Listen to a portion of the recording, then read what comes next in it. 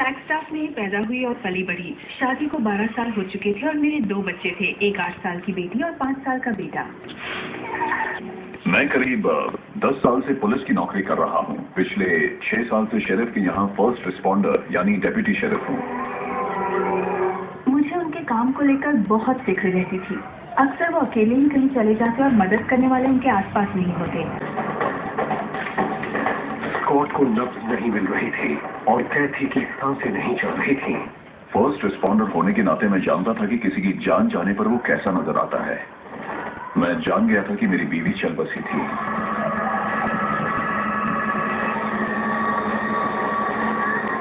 जब दिल की धड़कनें बंद हो जाती हैं, तो शरीर के दूसरे अंगों तक खून नहीं पहुंच पाता। इसकी वजह से दिमाग या दूसरी जगहों पर ऑक्सीजन नहीं पहुंच पाती है। इससे सारे अंग बंद पड़ जाते हैं और इंसान की मौत हो जाती है। कैथी के शरीर में जब कोशिकाओं को ऑक्सीजन की कमी हुई तो वो नष्ट होने लगी। सबसे पहले दिमाग की कोशिकाएं नष्ट हुई। मुझे सीपीआर देने की ट्रेनिंग दी गई थी, लेकिन उस रात से पहले मैंने कभी किसी को सीपीआर नहीं दिया था। पहली बार दिया तो कैथी को दिया, अपनी ही बीवी को। मैंने दूसरों को सीपीआर देते देखा था और जानता था कि शुरू में पसलियां चटकने की आवाज आती है। तभी उसने एक बार फिर से गहरी सांस ली तो मैं समझ गया कि मेरे पास फोन करने के लिए कुछ ही सेकंड है। दिल का दौरा भी कई चरणों में पड़ता है। शुरू में हमारे दिमाग और कोशिकाओं में कुछ ऑक्सीजन तो होती है। सबसे जरूरी होता है खून के बहाव को बनाए रखना। मतलब ये कि सीपीआर के वक्त सीने को दबाना सबसे जरूरी काम होता है। स्कॉट रसोई में भागे। मामला वाकई बड़ा ही दिलचस्प मामला था। उनकी धड़कनें बंद हो चुकी थी, लेकिन उन्हें अपने मृत रिश्तेदार नजर आ रहे थे। ऐसा लग रहा था जैसे वो सब उनका स्वागत करने आए थे और मौत की प्रक्रिया में उनकी मदद कर रहे थे। मैं नहीं जानती कि मेरी मौत पर मेरे पति को कैसा लगा था। फ्लैगस्टाफ 911, हादसा कहाँ हुआ है? उस वक्त फोन पर जो थी उसका नाम था किम। हम काफी समय तक साथ में काम कर चुके हैं। उसने पूछा, स्कॉट आप ठीक हो ना? मैंने कहा नहीं। मुझे पता है ये क्या मामला है। ओके स्कॉट मेरी बात सुनिए। चाहती हूँ कि आप डरे हैं। आप हिम्मत से काम लीजिए। डरने से कुछ नहीं होगा, समझ रहे हैं ना? उन्हें आपकी जरूरत है। फिर कहा, अभी जो जरूरी है वो कीजिए। आप ये सब करना जानते हैं। किम वो नीली पड़ गई। नीली पड़ गई है? आप उन्हें सीपीआर दीजिए, इंतजार मत कीजिए। आप फोन रखिए, सीपीआर देना शुरू कीजिए। आप जानते हैं ना, जल्दी शुरू कीजिए। आप देर मत कीजिए। मैंने सीपीआर देना शुरू कर दिया। सांसें देखी तो वो नहीं चल रही थी। मैंने किम से कहा कि सांस नहीं चल रही है। उसने कहा, आप चिंता मत कीजिए, सीना दबाते रहिए, मैं गिनती करने में आपकी मदद करती हूँ। मेरे साथ गिनती कीजिए। कितनी बार सीना दबा चुके हैं आप? कितनी बार सीना? 12। मेरे साथ गिनिए। इनमें 7 मिनट से ऑक्सीजन नहीं थी। सीपीआर देने से उनके शरीर में खून बहता रहता, जिससे दिमाग को नुकसान नहीं होता। सीना दबाने की कोशिश में कई बार मेरे हाथ से फोन भी गिर गया। जब मैं ये सब कर रहा था तब किम जोर जोर से चिल्ला रही थी। वो जानती थी कि मैंने फोन गिरा दिया है। मेरा राह था, कुछ समझ में ही नहीं आ रहा था।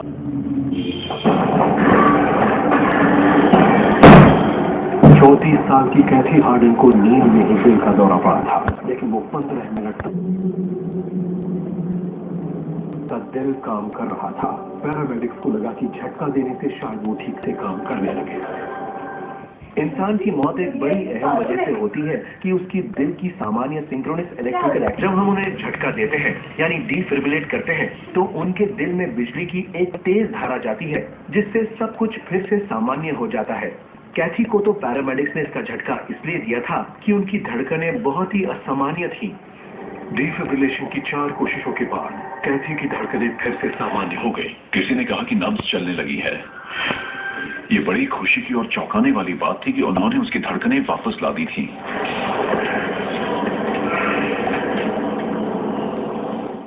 जब उसे अस्पताल लाया गया तो उसे दौरा पड़ रहा था, बेहोशी का दौरा। उसके हाथ और पैर अकड़ गए थे, जो दिमाग को नुकसान पहुंचाने की पहचान था। डॉक्टरों ने फैसला किया कि वो एक नई तकनीक का इस्तेमाल करेंगे, जिसके तहत शरीर को ठंडा कर देंगे ताकि कोशिकाओं को नुकसान न हो और उन्हें थोड़ा वक्त मिल जाए। इसके लिए उन्होंने कैथी के शरीर को बर्फ पर रख दिया। डॉक्टरों ने कैथी के शरीर को बर्फ पर रख दिया ताकि उनके शरीर का तापमान भी कम हो जाए और उन्हें ऑक्सीजन की जरूरत भी कम पड़े। इससे उनका मेटाबॉलिज्म भी सुस्त पड़ जाता। अगर दिल का दौरा पड़ने के बाद हम किसी के शरीर को ठंडा कर दें तो उसके जिंदा बच जाने की संभावना बढ़ जाती है। उससे उसके तंत्रिका तंत्र पर भी कम असर पड़ेगा। दुनिया के अलग अलग हिस्सों में इस तरह के परीक्षण किए जा रहे हैं कि जैसे ही पैरामेडिक्स ऐसे किसी इंसान के पास पहुंचे तो वो उसे तुरंत ठंडा करने की कोशिश करें, साथ ही साथ वो उसके सीने को दबाएं, उसे एपिनेफ्रिन दें। वो जब उन्हें झटका दे रहे थे तभी वो उनके शरीर को ठंडा भी कर रहे थे। 24 घंटों के अंदर ही उन्हें उस बेहद ठंडे बिस्तर से उतार लिया गया। जैसे ही कैथी कोमा से बाहर आई, सब कुछ सामान्य होने लगा।